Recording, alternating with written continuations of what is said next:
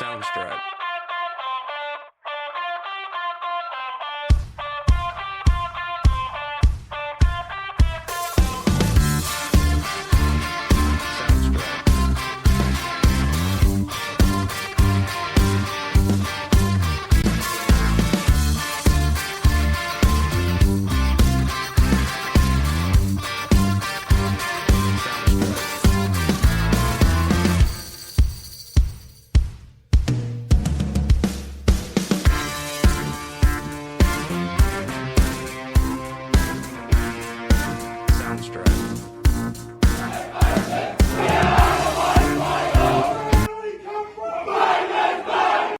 Hello, welcome to Hawk Talk, the podcast where we keep you up to date with everything that's going on at the Batemans Bay Football Club. I'm your host, Joel Erickson, and the other guy here is he's wearing two hats today. Firstly, and most importantly, it's my co-host, Michael Kenny. How are you, Mick? I'm good, Jolly. Very good. But the second hat you're wearing today, Mick, is actually as also our special guest for the week. Yeah, a bit of a And stitch we'll up. I sprung this on you yesterday. We'll get into why that is a bit later in the podcast, but um, yeah, we're going to find out all about Mick and his footballing history, his history at the club. I'm sure most people already know Mick, but it's Hopefully, nice it's nice to hear it again. hopefully we can't. Hopefully we don't bore too many people, mate. Oh, I wouldn't have thought so. You're a very interesting man. We're also going to get into a very historic start for the newest team at the club as well, but we will get to that shortly. Hey, let's kick it off with the results from not last week, because obviously we had a basically a club-wide bye for the Easter weekend. But the week before that, it was round 2 for the seniors, round 1 for our rising stars, also round 1 for our juniors. So let's start with our senior grades. The Rezzies, part of the conglomerate, I suppose. It all went up the hill to Allen Ray Oval at Ainsley. The Rezzies had their first win of the season. That was 10-10-70. Ainsley 6-5-41. You played in this game, Mick. Tell us how the game kind of ebbed and flowed on Yeah, Sunday. so it was probably a bit of a funny game. I wasn't meant to. I was meant to play seniors, but there was a few guys that were running a bit late. So silly old me decided to put the boots on and just give Cam a hand for the first half. And yeah, we sort of got off. The first quarter was probably a bit of a slog, Yep. and then the second quarter we managed to kick away a little bit, and then third quarter much the same as the first half. The third quarter was probably a bit more of a slog, and then yeah, lucky enough to kick away there at the end. But yeah, obviously, really well done to the Rezzies boys to kickstart their season. They've definitely lost a fair few guys from last year, and there's a few Yep. guys that are a bit slow getting moving early on this season. But other than that, I think That's not you, they're is it, Mick? You're no, not no, one. it's not You're not one me. of But those. they're tracking along pretty well, and yeah, pretty good performance from them against Ainsley the other week. Yeah, to speak to what you were saying, it was a 4-goal-to-1 second quarter that kind of set up the win. I mean, when you look at the score, the line score here, you had as many points in the first half as Ainsley had in the game, so you kind of really did win it in that first half. Let's go through the goals. Sam Truesdale kicked 5, Brendan Ward kicked a couple, and then singles for yourself, Michael, Jake Mulrooney, and Peter Thompson. Yep, the Rezzies kicking off not kicking off, but getting their premiership defence underway there with their first win of the season. The women, unfortunately, had a bye on the weekend. It's recorded as a 98-0 win, but I know there was no football played because of a forfeit, I should say, from Ainsley. And I guess we'll speak now. They're also going to be facing another forfeit this weekend, Mick. Yeah, they are, mate. Definitely not ideal for the women's. They did have a really big, I guess, coming to the season. They had a good little run. They played 3 trial games in a row, which led into round 1. So they've definitely played a fair bit of footy. But now to have back to back forfeits as well as the Easter bye, it's not ideal. But hopefully they'll be obviously fresh and raring to go for Woden at home next week. Yeah, so that game would have been against the Asroos. They have forfeited. So I mean, from a ladder perspective, it's obviously good because that's you're getting 2 free wins there. But you're right. I mean, football is. you could speak to this, Mick, but footballers really thrive on consistency, especially when it comes to game days. Yeah, definitely, mate. And I mean, the women's division with the odd amount of teams they've got, they do only get a 14 round season compared to 16 rounds in the senior men. And now with a couple of forfeits in it, it's obviously not ideal. Yeah, But yeah, like you say, they're obviously sitting pretty on top of the ladder there now with those couple of big forfeit points. yep. And yeah, hopefully fresh and ready to go for a big couple of weeks ahead. Yeah, you wouldn't have thought there'd be too many niggly injuries, or if with a couple of weekends off. So, pros and cons there. Let's put it that way. Let's talk about the senior grade, the first grade. They also played Ainsley the weekend before Easter, and it was another big win, 12-11-83 to 2-3-15. Um, I mean, Ainsley, it's probably been a while since Ainsley has beaten our first grade side, but that's it's probably not maybe not as big a win as maybe some people were expecting. What did you get out of that game as the coach there, Mick? Yeah, I actually think the scoreline probably isn't too reflective of the game. It was a fair slog. They were pretty good, Ainsley. Okay. Definitely a lot better than the Ainsley teams that we've seen previously. Yeah, they look to be a really well sort of structured team. Obviously, it was first round for Premier Division last week, so Yeah.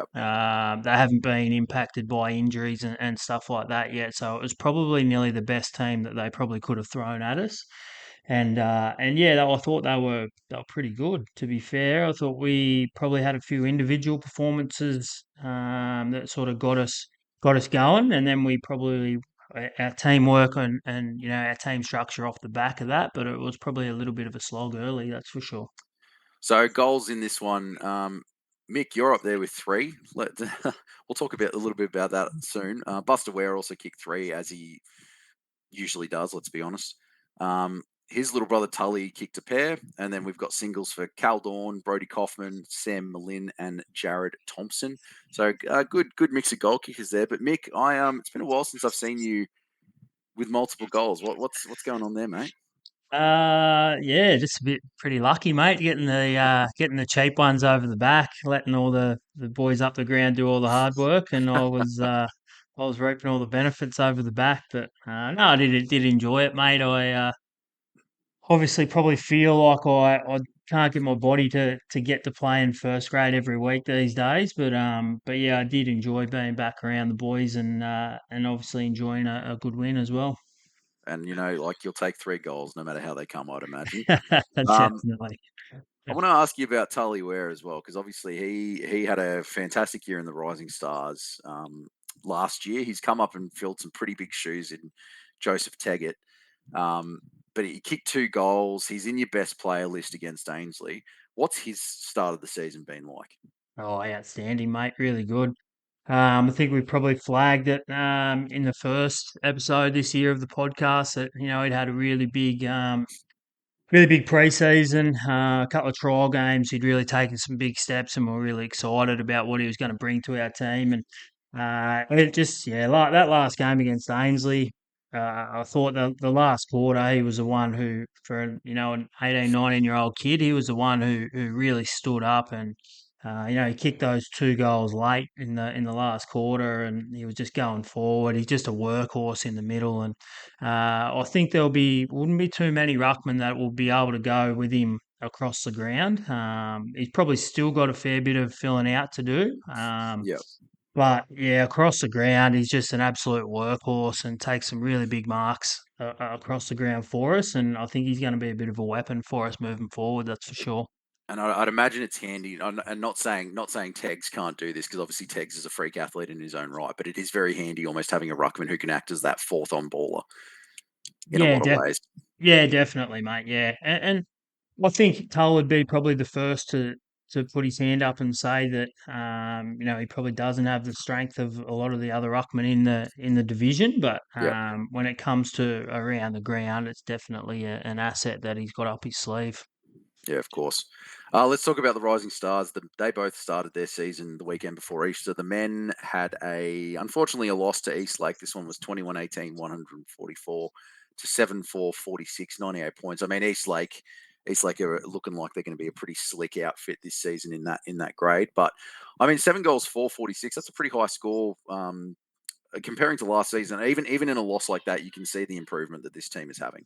Yeah, I think there's still quite a lot of positives to take out of that. Mm. Speaking to Ant and a few guys that watched that game, obviously, kicking 7 goals and getting 11 shots on goal is still really good. And if you take the Mm. first quarter out of it, I think it was, 48 to nil or something like that, 46 to nil at quarter 46 it time. was, yeah, Yeah, yeah. 46. So, I mean, if you take that out of it, they're obviously pretty reasonably competitive for those last 3 quarters. And, East Lake have got two handy guys. One who's very, very good, who's a GWS Academy player and played a bit Yep. of Coates League stuff last year. So he's a weapon in his own right. So for our boys, I don't think it was all. I don't think the scoreboard is really reflective of what's going on there. I think obviously to kick 46 points is definitely a good thing.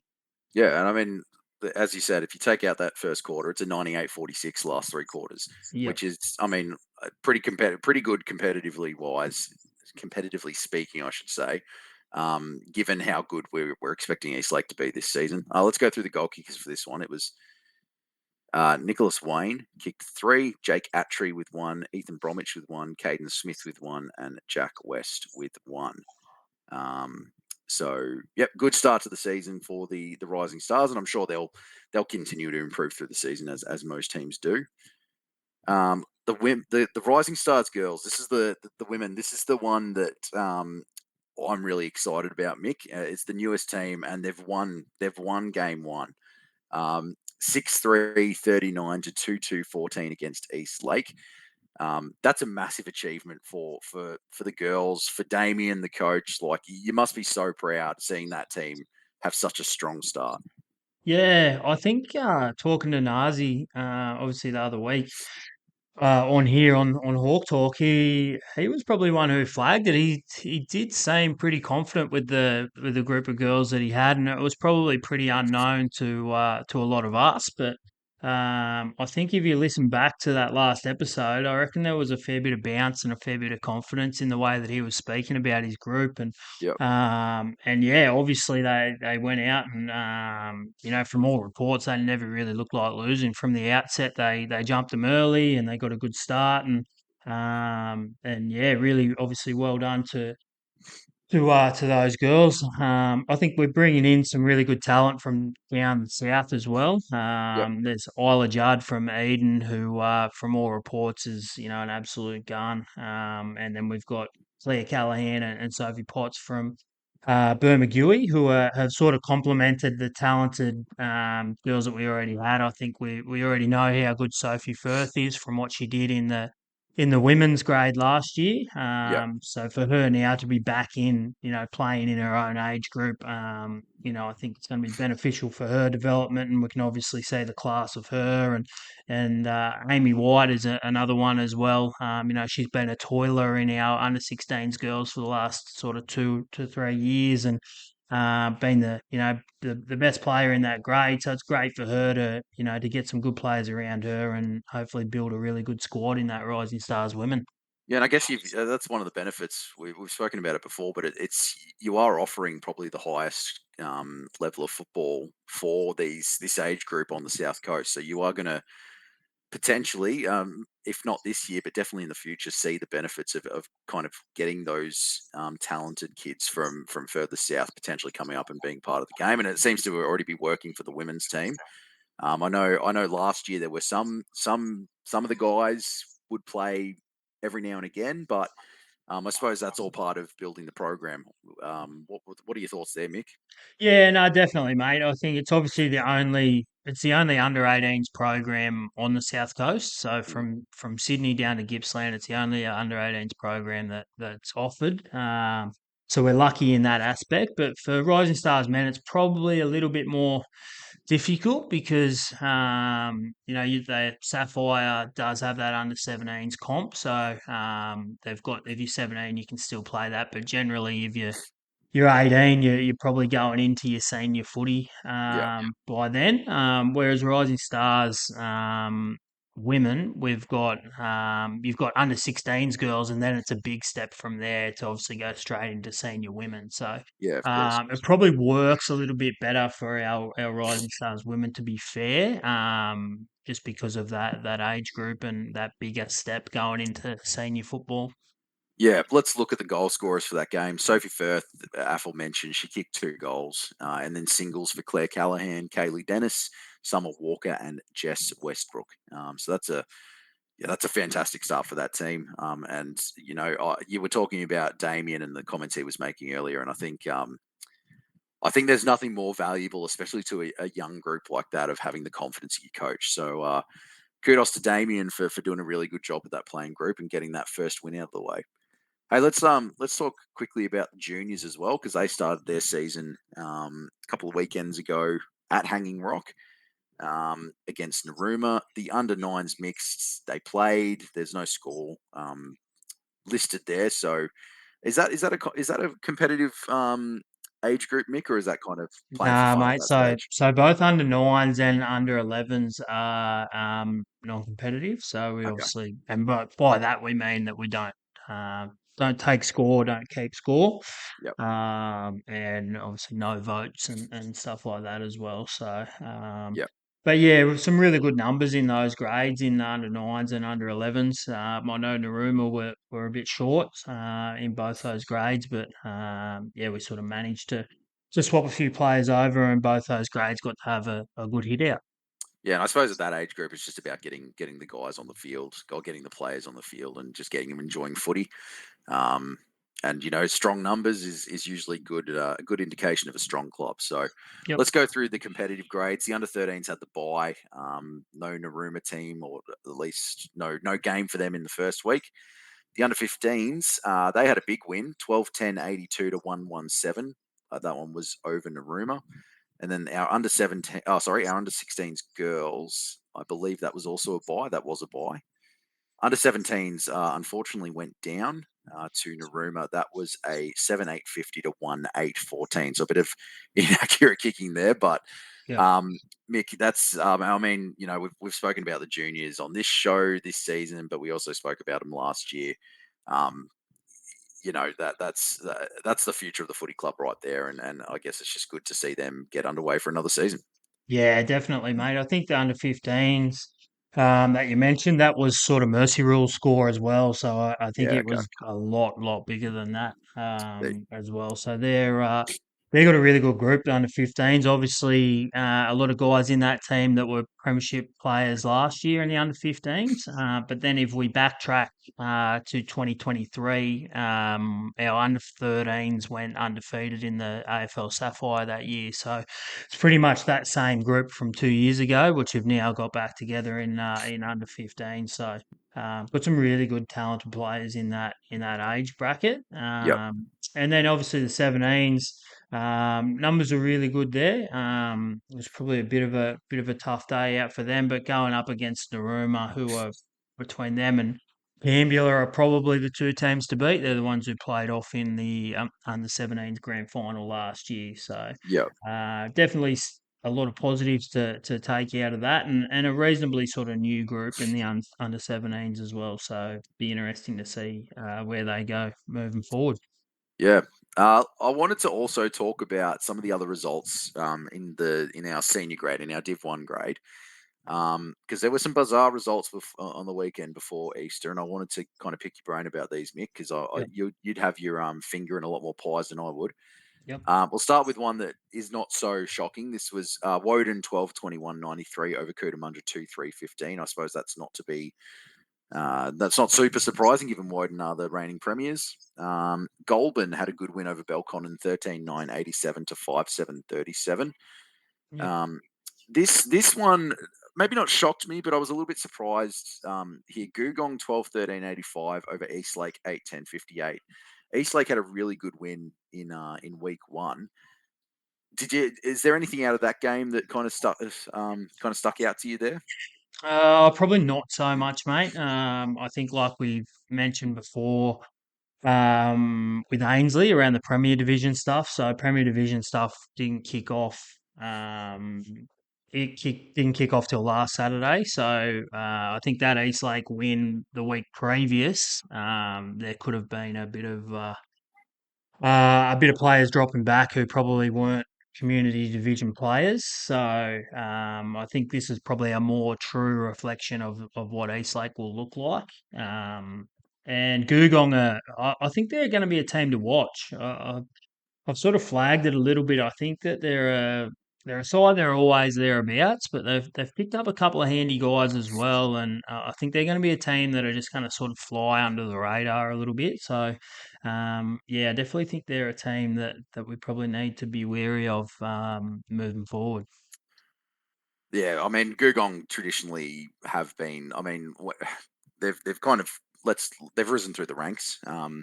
There was a time where they weren't so strong, but the last few Yep. seasons they've been kind of there or thereabouts. I think they missed finals last year from memory, which is Yeah, yeah, I probably think a they bit did. Yep, disappointing for that club. But it seems like they are bouncing back this season. yep. This is the one that shocked me, Mick. Molonglo 14,892 to add for 3,826. Um, and I mean, that's just not a result I thought I would have been seeing in the next 100 years. So talk to me about that one, Mick. Yeah, I don't really know what to say too much. I think just looking through both team lists, looks like Malongolo's pretty similar. Doesn't look like much has changed on theirs, whereas Adfa, there's a lot of names that I'm not too familiar with. So yeah, I don't know whether they had guys that were away or whether they've had a bit of turnover in players. I'm not too sure, but yeah, I guess your ADFAs and your ANUs they're the type of clubs that we don't really know until sort of midway through the year what they're going to look like, just because of the turnover that they have through players and obviously university and then ADFA with the defence force. So Yeah. they can sort of change from year to year a little bit. So yeah, I guess there's a bit of watch this space. I guess ANU and ADFA actually do play each other this weekend. So Okay. yeah, it'd be interesting, I guess, to see how that sort of develops over the next couple of weeks. But yeah, I don't really know what to take out of that game. To be Yeah. fair, I know there's a lot of Molonglo guys that I know would be yeah, they'd be really happy with that, and obviously gets them off to a bit of a good start. Yeah. I mean, I guess ADFA has traditionally been a very fit, very physical kind of team in terms of they can just run teams off their feet. Um, but I suppose if they've lost a whole bunch of good guys who have graduated from the academy or have moved on to, wherever their permanent spot is going to be, I suppose that would be tough to replace. And speaking of ANU, they also went down on the weekend to Gas. This one was 6-12-48 to 2-9-21. Um, yeah, I mean, you've already spoken to it, but I suppose it's going to be hard to read into these two teams until they've kind of settled into their groove and probably maybe finalize what their best 22 kind of looks like. Yep. So let's look ahead to next week. But before we do that, there's a couple of things that we need to mention. The first one is Women's Day. Tell us about that, Mick, and kind of I guess why people should get around it. Yeah, so we've been lucky enough to partner with Christine Ewan and my agent team this year. So they've jumped on to sponsor our Seahawks Ladies Day, which is something that we haven't traditionally done. So it's about obviously giving back to the wonderful women of our football club, obviously our women's teams and our volunteers and our mums and wives and whoever else deals with all our rot. So, so it's obviously about giving them a good day at the footy, and yeah, really thankful to Jem Green and Christine for jumping on for this. So it's Saturday, the 31st of May. Yep. So we play at ANU that day. There'll be a few little changes to the day. So the Rezzies will play at 10 a.m. The women's will play middle of the day at 12 o'clock, Okay. which will follow the senior men will follow them at 2 p.m. So it's tickets are now on sale for that. So you can find that on our socials. You can find the link for that on Instagram and Facebook. We'll also have that in the newsletter as well when that comes out. So $25 for a ticket will give you access to a VIP area. There'll be a grazing platter in there. You'll get a free glass of wine. There's a DJ, photo booth, and then yeah, a little gift bag, a goodie bag there for the girls as well. So yeah, it promises to be a really good day at the footy. So all you ladies out there, get around that, and yeah, it should be a really good day. That sounds amazing. You reckon your wife will be up there in the VIP area? I think she was the first to buy a ticket, mate. So she's raring to go. Was that under duress by any chance, Mick? Nah, nah, nah. That can be her day at the footy, and but yeah, no, I think there's a lot of girls that are really excited for it, and obviously we know that my agent team are going to put on a great event. Yeah, looking forward to that one. Also, Auskick has started, Mick. Yeah, so actually, we did our ran our girls only program for 4 weeks. Jolie, which was a pretty good success. So, judging by talking to the AFL, we had pretty high numbers around the area, which was good. And now that's sort of flowing into our transitioning into our normal Auskick program, which will start next week. So that's our 10-week program. This year we've expanded a bit more, so actually got our two Auskick programs. So we've got one at Hanging Rock which will be every Thursday from 4 p.m. till 5 p.m. Yep. So that'll run for 10 weeks. And we've also brought in a Brow Eels kick this year, which will run at Captain Aldry on a Friday afternoon from 4 till 5. So registrations are still open for Auskick. I think we've got around 50 for Bateman's Bay and then around 20 odd for Browley. So really, really awesome numbers there, but we can definitely cater for a few more if anyone else wants to join up for Auskick for the 10-week program. Yeah, that's amazing numbers. And I'll give a bit of a plug to Oz Kickers here as well. I mean, it's such a great program. I've obviously moved. I'm no longer in Batemans Bay. I've moved north to Queensland, which is rugby league heartland. If it's about as rugby league as it gets up here. But I was speaking to one of my colleagues the other week, and she just randomly out of the blue said, "Oh yeah, my daughter does Oz Kick." So it's a really great way to get your kids involved in a sport. And it's even making waves up here in rugby league heartland. So if you're listening to this and you're on the fence about your kids getting down and taking part in Auskick, my advice, and I think Mick's advice as well, would be very much just give it a go. Your kid will love it. Yep, definitely. Um, all right, let's talk about this weekend because it's the first home game of the season for the senior grades, and there's going to be a few special events before your first game for Anzac Day. So give us a bit of a rundown of kind of the things that are happening outside of the action on the field this weekend.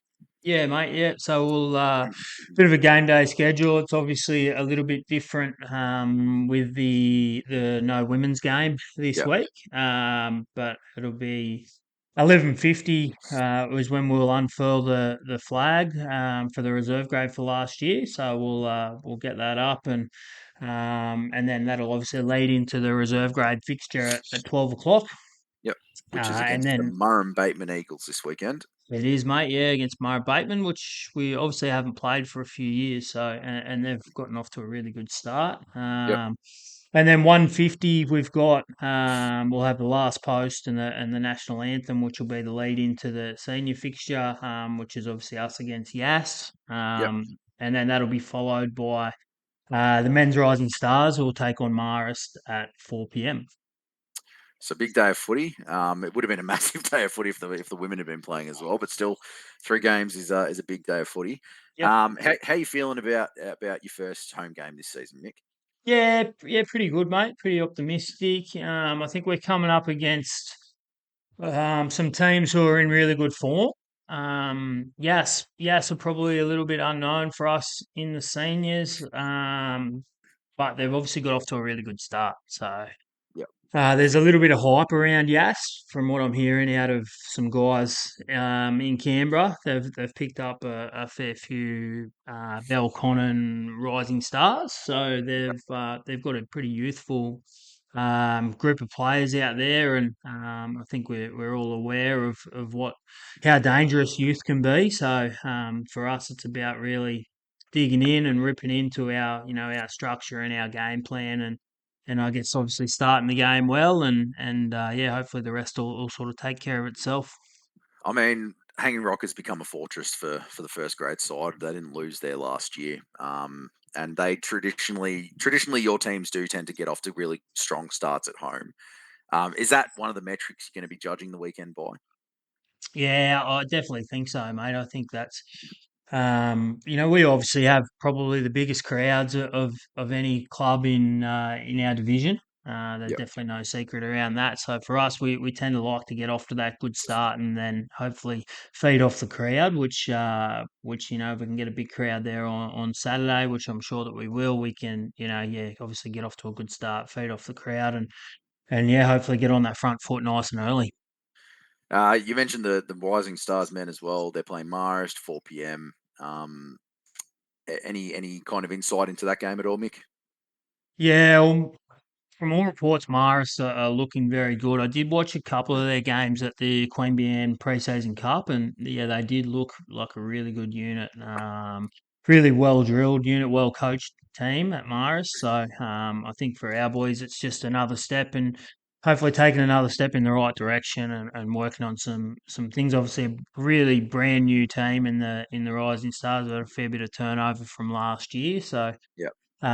it's going to take time. It's probably going to take a few weeks before we can start seeing the best in those boys. But I think Marist are probably a team that are going to be really well drilled. So I think much the same as the other grades, mate. I think that if our boys can start well and take a bit of sting out of the game in the first quarter, that's obviously that first quarter was what hurt them last week Yeah. against Eastlake. So if they can take a bit of sting out of the game, get to quarter time within, sort of striking distance and feed off that crowd a little bit, then they could be in the fight for a long period of the game. Yeah, and we know. I mean, we know there's a lot of talented players at Bateman's Bay. So, as you said, it's just going to be good to see that growth continue. Let's talk about the women as well because they're playing their second game, the Rising Stars women. Yep, Also at Hanging Rock. This one's on Sunday afternoon. They're taking on Queen Bian. yep. I mean, I'm assuming the club's going to want a bumper crowd down there to support that team again on Sunday. Yeah, it's obviously a shame that it's the only the one game. We did try to move that at late notice to Saturday, but Yep. unfortunately, Queanbeyan just couldn't accommodate that for various reasons. But yeah, obviously a Sunday. Hopefully the weather turns it on. If our senior grades are a bit sore from the day before, I'm sure they can get out of the house and go for a walk down and yeah, have a look at that as well. So I know Queanbeyan are tracking really well in the Rising Stars women as well. So this looks like I think going off the ladder, it's first, second. So it looks like it's going to be a bumper game, and I guess it'll give our girls a bit more of an idea on where they're at. Yeah, I mean, you always kind of want that early season test as well, don't you? To kind of get yourself, I mean, established in the hierarchy, for want of a better term. Yep. Um, and yeah, I mean, let's get down there and support them because that's as we've mentioned before, that's a brand new team, still finding their feet not only at the club but in the comp, and making them feel kind of accepted and as big a part of the club as possible is only going to be beneficial. So big weekend of senior footy coming up. Juniors are on the road this weekend. They're all grades heading down to Ron Howard Oval to take on the bigger Tathra Roos. Um, that's all on Saturday, and I believe every grade is playing. There's no forfeits or buys that you know of, Mick. No, I do know. I think B guitars are a little bit light on in a couple of grades. Okay. But yeah, obviously with the in junior footy with evening up rules and stuff like that, we'll definitely get all our games of footy. So all six grades in action, which will be great on Saturday. So a really big day of footy on Saturday for the footy club with the juniors and obviously the seniors. Yep. So if you got obviously if you got kids in the juniors, you're going to be having a big trip down south for the weekend on Saturday. But if you're not, yeah, get around Hanging Rock. It's going to be a massive day. The home open is always exciting as well. We're unfurling the flag. just it's gonna be good vibes, I'd imagine, Mick. Yeah, should be, mate. The bar will be loaded full of Seahawks mid haze. So yeah, get down there, enjoy a nice coldie, and hopefully, yeah, watch some good footy. Yeah. All right, let's move into the second part of the podcast. I want to introduce our guest today, Mick. It's actually Mick Kenny, um, Poon, as you're known around the club. The reason you are the special guest this week is A, I wanted to stitch you up, but B, you played your 150th game over the weekend, which is a massive achievement. So congratulations on that, Mick. It was meant to be this weekend, but because you got your old calves going for the resis as well, you've spoiled the party for this weekend. But Mick, tell me how does it feel to reach 150 with the club?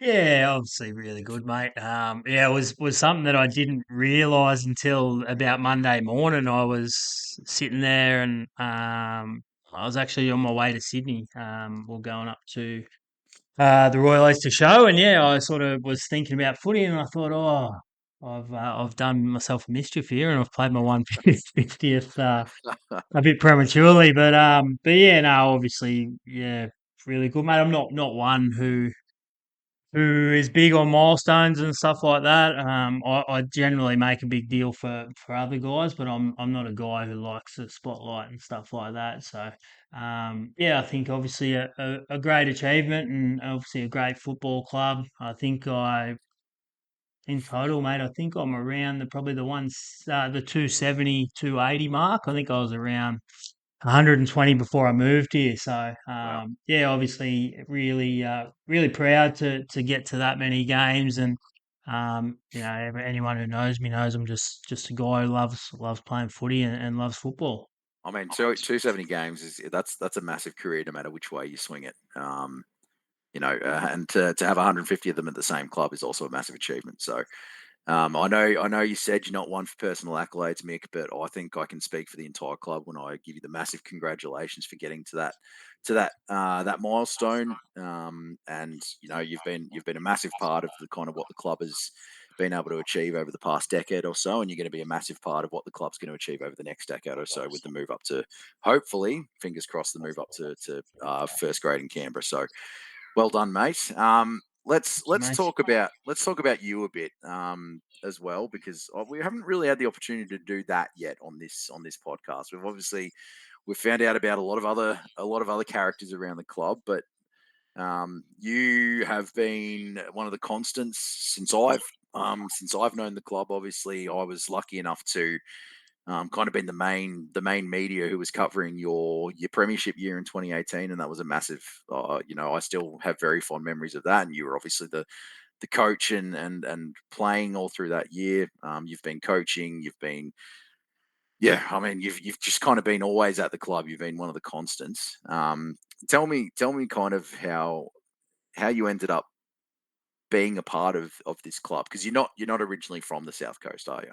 No, mate, no, I'm not. I had a little bit to do with the Bay. I played against the Bay when I played for Merimbula in 2009. I went down there for a little bit of a sea change. I only ended up down there for around 8 months just to do the footy season, and yeah, played a little bit of rep footy with a few guys from the Bay, Greeny and a few others, and yeah, sort of had a bit of a relationship with a few guys from the Bay through that. And then yeah, Mitch Grant will like this. He likes to take a fair bit of credit as being the recruitment officer, but yeah, I sort of was mates with Mitch, and he was playing for the Seahawks, and both myself and Sophie, who was my wife now, partner at the time, we just decided we wanted to get away for a sea change, whether that was going to look like whether it was 12 months or it was forever, or we just wanted to get away for a little while. So we sort of reached out to Mitch and then yeah, had a chat with Kempy, and I think Chook was involved as well. And yeah, we just sort of made the move work. And I think I moved to town around November 2012. Yep. And then yeah, then sort of got down to footy training in 2013. 13, and Greeny and Kempy were the senior coaches then, and yeah, it just sort of felt pretty right from the start. To be fair, there was a lot of young blokes involved then. Like there was Ross Hummel and Josh Visser were only sort of 15, 16, 17 years old. Those guys, Wow. Tommy Nichols was only yeah, sort of 18, 19, and yeah, there was a lot of young guys around, but I yeah, sort of built some really good relationships early, and yeah, really enjoyed that first year. Let's go back further than that because obviously that wasn't the start of your footy career. As you said, you played about 130 senior games before you got to Bateman's Bay. Yep. Where did the career start? Like, did you play AFL all through your junior years? Because you're from Gundagai region, is that right? That kind of part of the world. Yeah, so I grew up in a little town called Urana, which not too many people would be familiar with. Yep. It's pretty much in the heart of the Riverina, so it's about an hour from Wagga, an hour from Albury, and around sort of an hour and a half to 2 hours from Deniliquin. So it's sort of right Okay. in the guts there, and there's not much that happens at Urana. When I grew up there, I think we had at our school we were kinder to year 12, and we had 80 kids. Wow.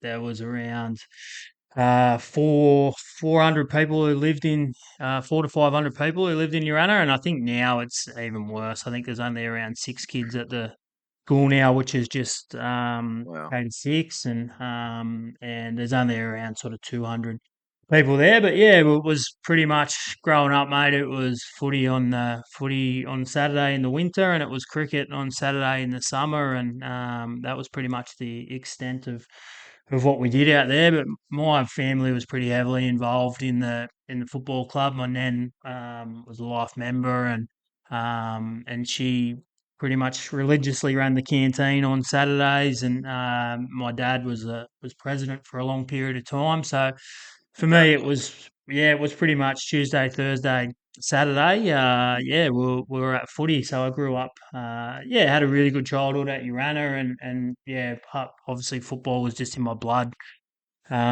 straight away as soon as I was born, and Yep. I guess forced down my throat really, You came by it but honestly, by the sounds of it. yeah, then yeah, I played footy really young, played senior footy really young. I made my first grade debut when I was only 14, Oh wow. um, and yeah, it was probably for me. I think I probably played a fair chunk of footy, or too much footy as a kid. Played a lot of rep footy, and by the time I got to 16, Dad had got a job offer in Gundagai. So he'd sort of moved up there, and I decided I'd go up there as well. I went to school up there for a little while, and but yeah, I was still travelling back to Urana. I was getting paid as a 16-year-old to go back and play footy, and yeah, I sort of probably wasn't a year that I look back on fondly. It was just too much travel. I was obviously 16. I didn't have a license, so I was catching a bus from Gundagai to Wagga to Urana every Friday, Sunday just to play footy, and then Yep. yeah,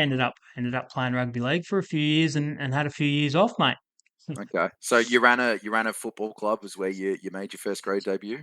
Yeah, mate. Yeah, so Urana is defunct now. They're merged together with another little town called Oaklands, Okay. and they're called the Billabong Crows, who compete in the Hume League, Yep. which is a yeah pretty handy league in its own right. But like I say, that it's yeah pretty much the lifeblood out there is footy, and that's what everyone lives for. And definitely have some really fond memories of my junior footy. Although we didn't win too many games, and even when I stepped up into senior footy, we weren't the most successful footy club. But yeah, definitely some really fond memories of footy as a kid. So you take you some time to play some rugby league. You've taken a few years off footy. Where's your next club? Where do you next play senior footy?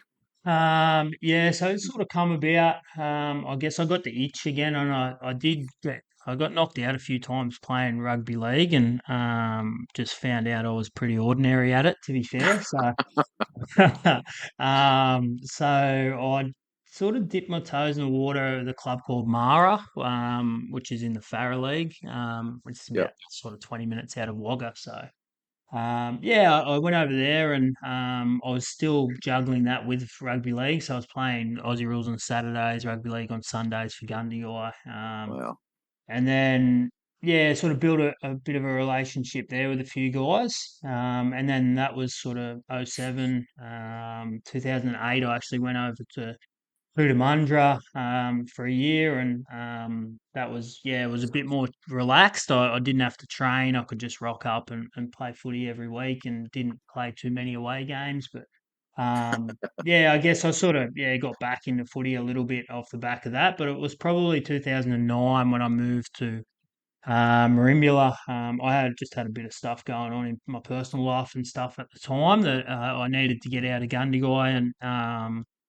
On the off chance, a few guys that I'd played footy with at Mara had moved to Merimbula. Okay.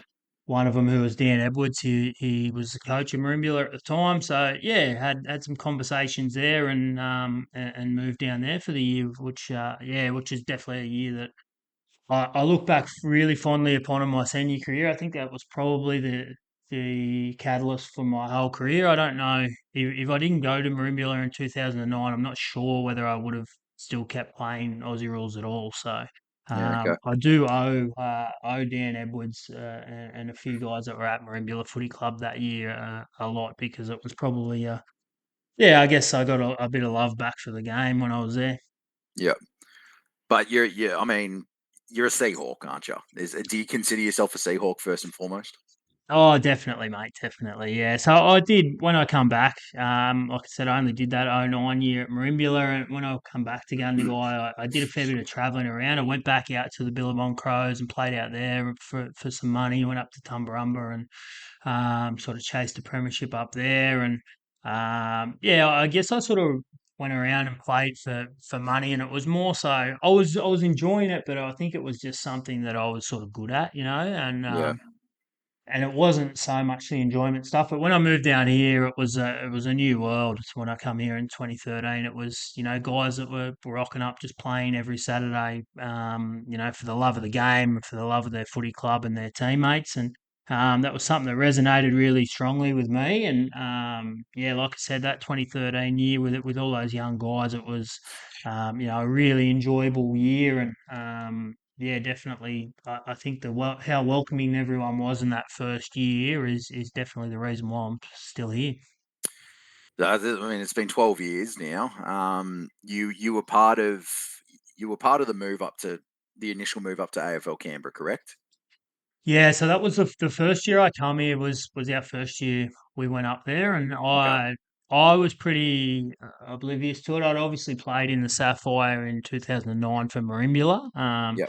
but I wasn't too sure what was going on in those years after. But yeah, it was sort of seemed.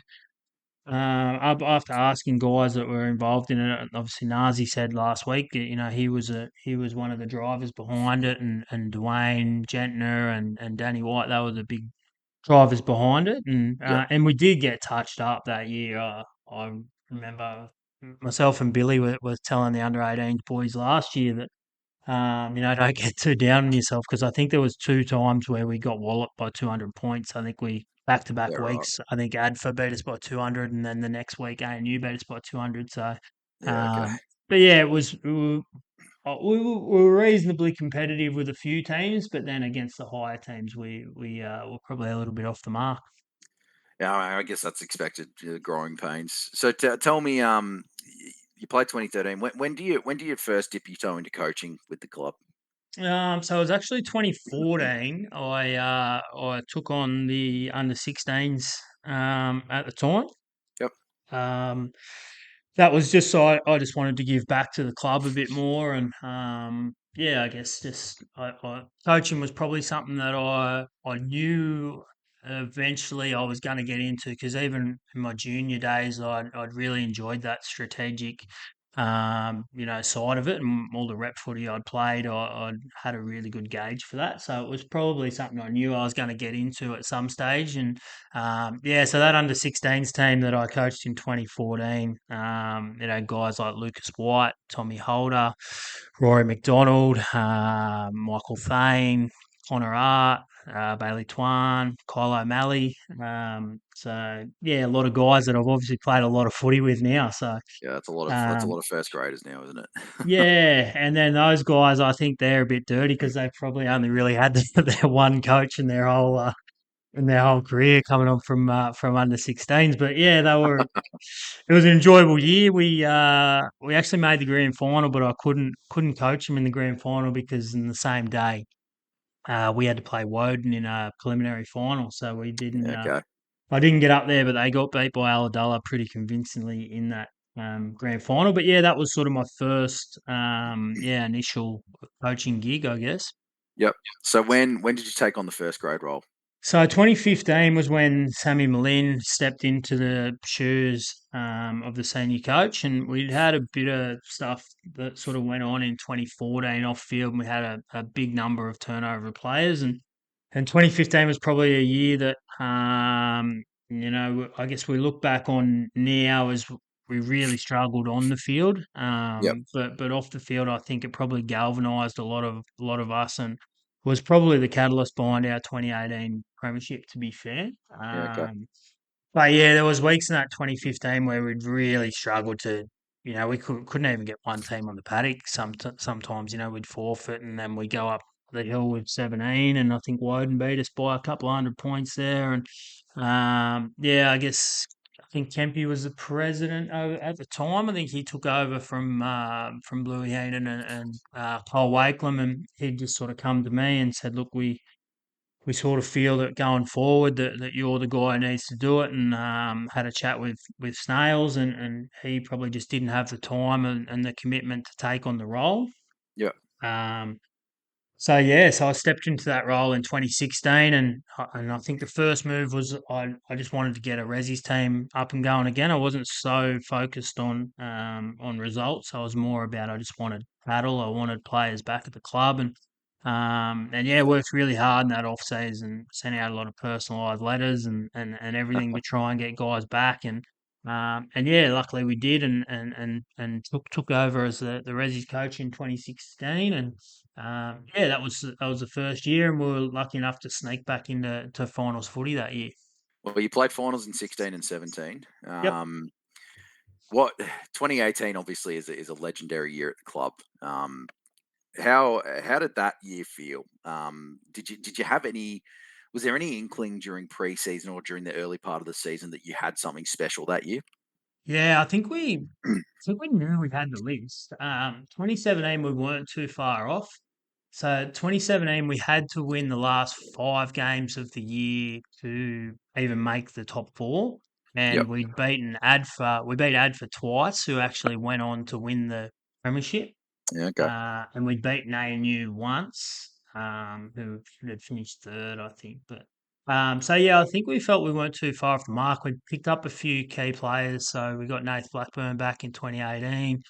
And then I think Tommy Purcell jumped in as well, and there was a few others that we got Sam Hodges back as well. So we had a few key guys and obviously a lot of youth that was coming through. So we knew we weren't too far off the mark, and then I think round two, mate, we went to Adfa and we got belted by 80 points. So, Yep. yeah, it was probably a bit of a backward step. And then I think we lost to Malongolo as well. So I think at round four we were 2-2 and probably weren't too sure where we're at. So we had to do a bit of soul searching and sort of work out where we're at. And yeah, I guess sort of the rest is history after that. I remember from that season there was a game you played at Hanging Rock under lights. I think it might have been against Malonglo.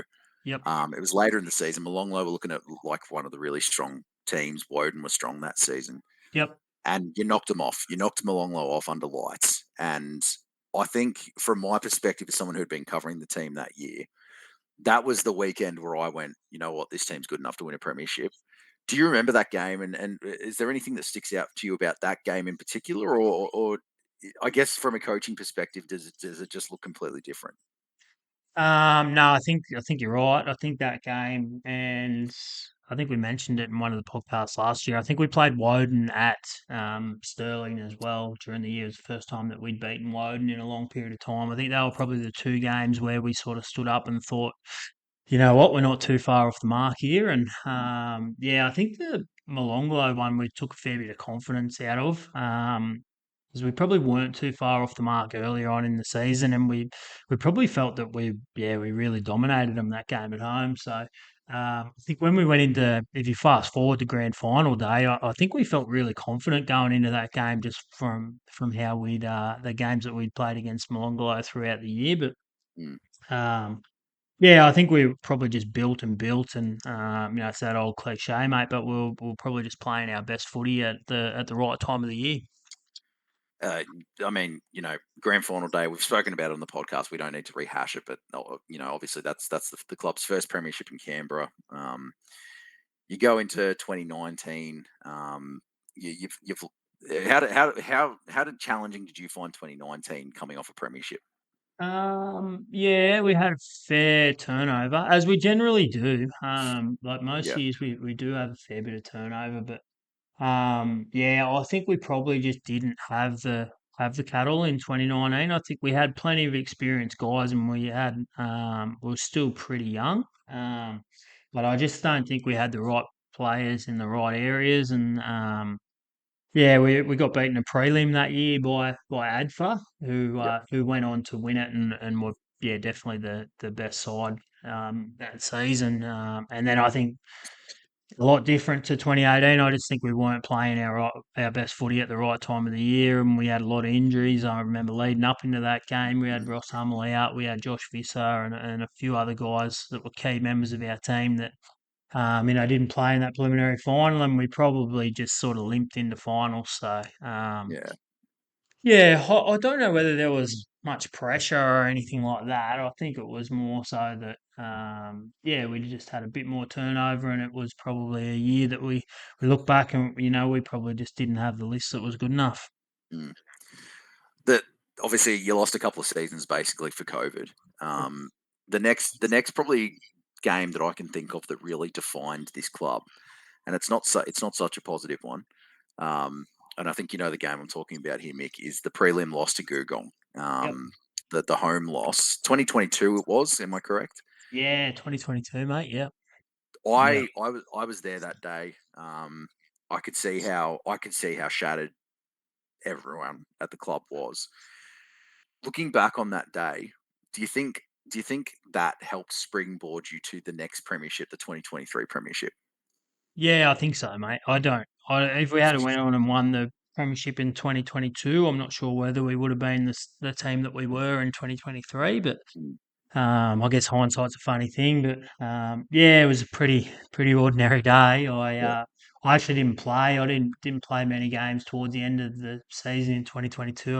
Was fighting a bit of a shoulder issue, and yeah, it probably left a bit of a sour taste in my mouth. And yeah, I think there was a lot of guys that really had massive pre-seasons off the back of that. I know I was one, and there was a few other guys as well, and we were sort of raring to go in 2023 off the back of that.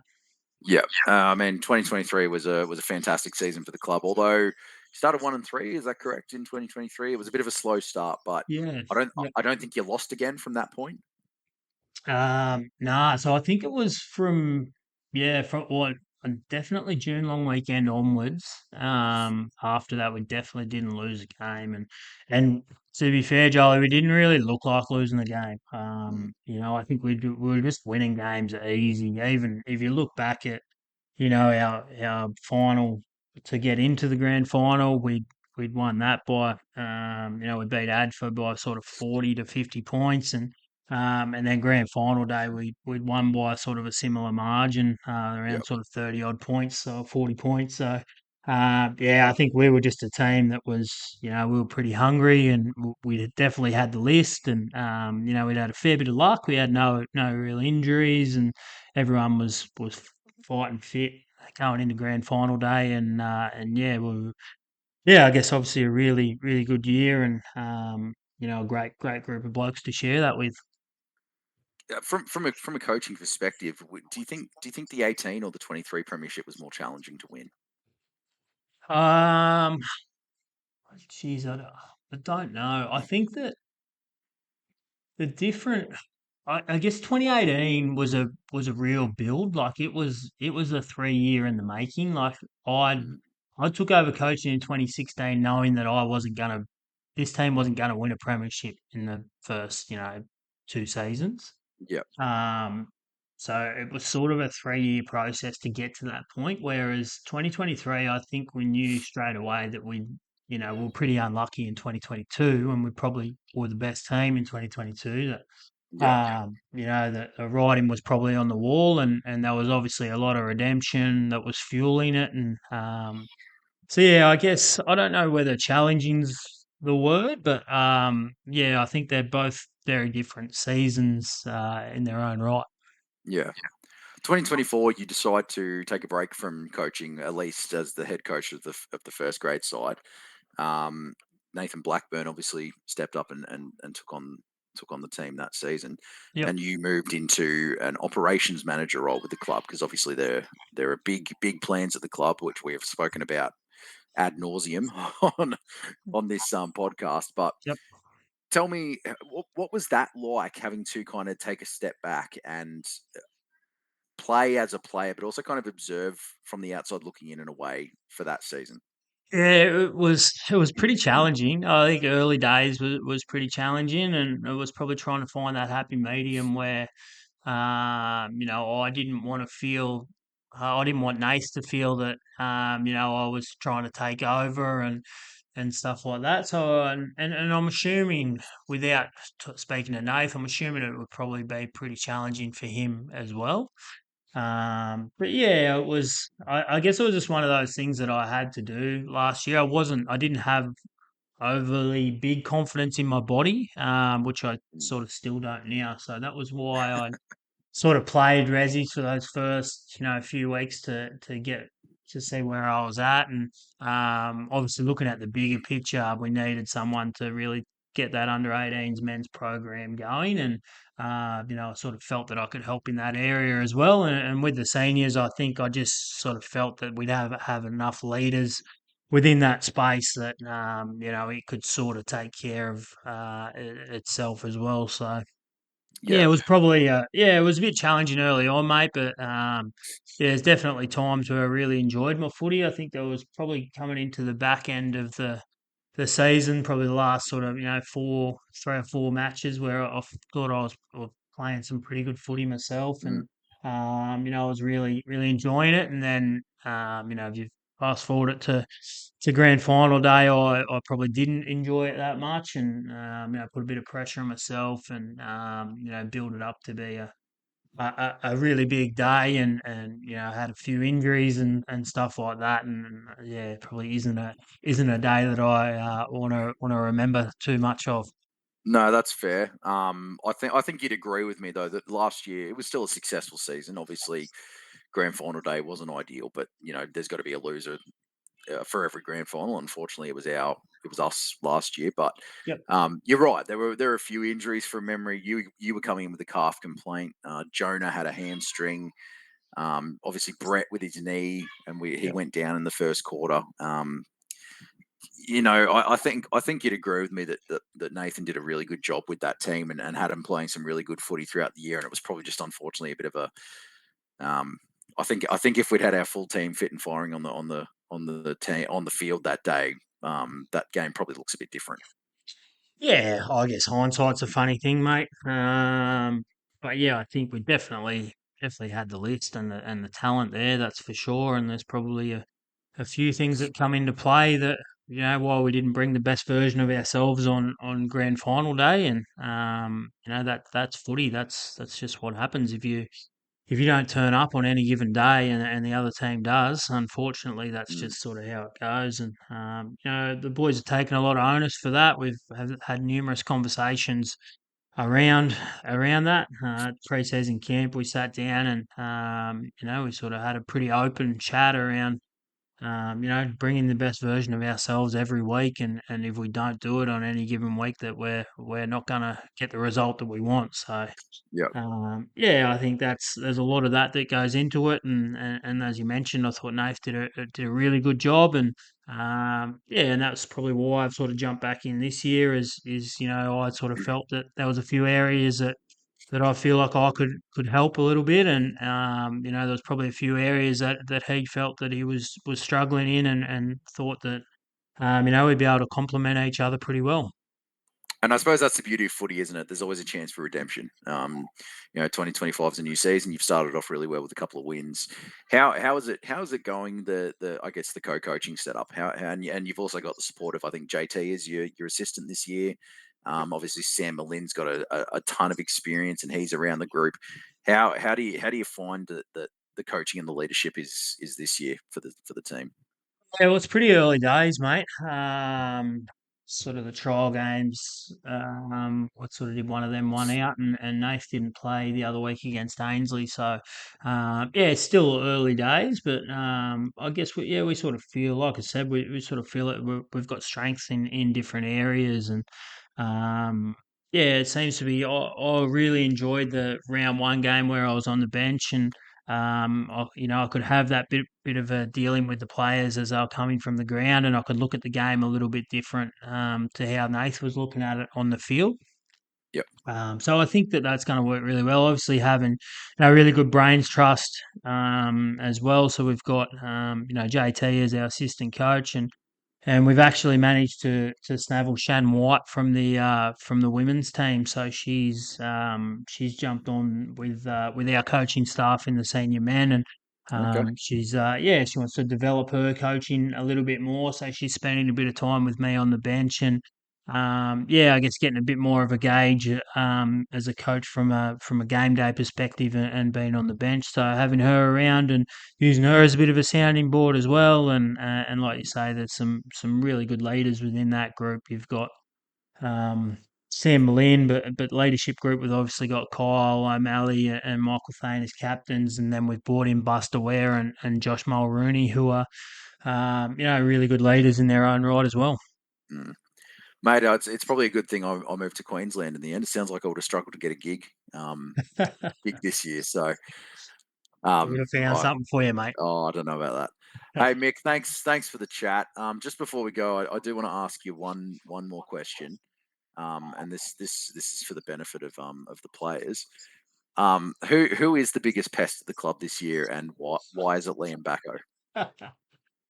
Well, yeah, Bacco actually said the other day he reckons he's been copping a bit of heat from you on this podcast, so he's pretty keen to get on and sort it this beef out. So That's it. Between that and the man crush on tags, I've got it all covered here.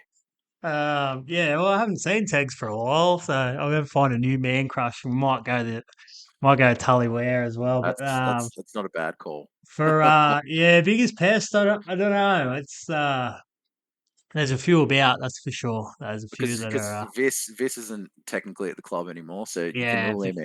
This was definitely there for a long period of time. He was the pest. Lucas White he's a bit of a menace. Tommy Holder was a little bit there as well, but he's off overseas next week. So yeah, I guess there's a job up for vacancy there There you go. if anyone wants to jump on, which I'm sure someone will jump at it for sure. Oh, I reckon Kyle's got a bit of pest in him if he feels Yeah, like it. So, definitely. Yeah. all right, I think that's us done for the week, mate. That wasn't too bad, was it? Not too Yeah, painful. thanks for the chat, mate. Hopefully we didn't bore too many people with my life story, and yeah, we'll find someone else to talk about next week. Yeah, well, we'll get on that. But hey, thanks for listening again. We will see you next week as always. Thanks, Mick. Cheers, Jolie. Go Hawkies. Yeah, see you later.